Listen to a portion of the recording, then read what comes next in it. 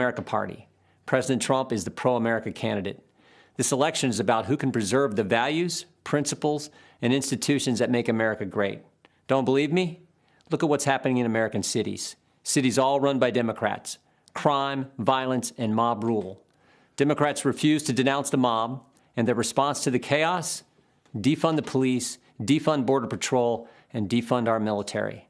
And while they're doing all this, they're also trying to take away your guns. Look at the positions they've taken in the past few months. Democrats won't let you go to church, but they'll let you protest. Democrats won't let you go to work, but they'll let you riot. And Democrats won't let you go to school, but they'll let you go loot. President Trump has fought against each of their crazy ideas.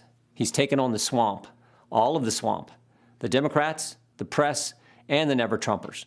And when you take on the swamp fights back. They tried the Russia hoax, the Mueller investigation, and the fake impeachment. But in spite of this unbelievable opposition, this president has done what he said he would do. Taxes cut, regulations reduced, economy growing, lowest unemployment in 50 years, out of the Iran deal, embassy in Jerusalem, hostages home from North Korea, a new USMCA agreement, and of course he's building the wall and rebuilding our economy as we speak. I love the president's intensity and his willingness to fight every day in Washington for our families. But what I also appreciate about the president is something most Americans never get to see, how much he truly cares about people. Our family has seen it. 2 years ago, our nephew Eli was killed in a car accident. He lived a mile up the road from us, grew up wrestling and training with our boys, was a high school state champion, varsity athlete for the University of Wisconsin. It was a Saturday morning, 3 days after the accident. I walked to the car to head up to Eli's parents' home when the president called. We talked about a few issues, and then he asked how the family was doing. I said, "They're doing okay, Mr. President, but it's tough." The president said, "Yeah, losing a loved one is always difficult, and it's really tough when they're so young." I then said, "Mr. President, I'm actually walking into their house right now.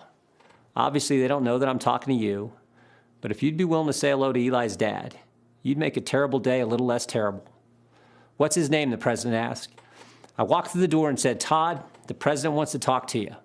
For the next 5 minutes, family and friends sat in complete silence as the president of the United States took time to talk to a dad who was hurting. That's the president I've gotten to know the last 4 years. The president who shared private moments like this with soldiers, victims of violent crime, and people who've had businesses destroyed by the mob. That's the individual who's made America great again, and who knows America's best days are still in front of us.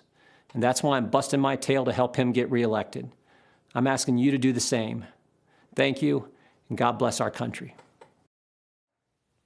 I'm not an actor, a singer, or a politician. I'm Herschel Walker. Most of you know me as a football player, but I'm also